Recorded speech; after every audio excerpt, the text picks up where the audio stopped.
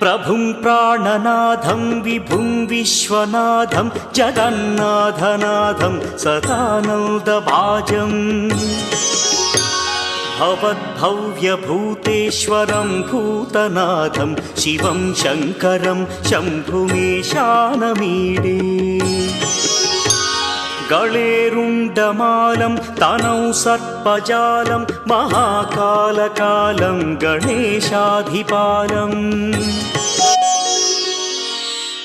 प्रभुं प्राणनाथं विभुं विश्वनाथं जगन्नाथनाथं सदानन्दभाजम् भवद्भव्यभूतेश्वरं भूतनाथं शिवं शङ्करं शम्भुमीशानमीडे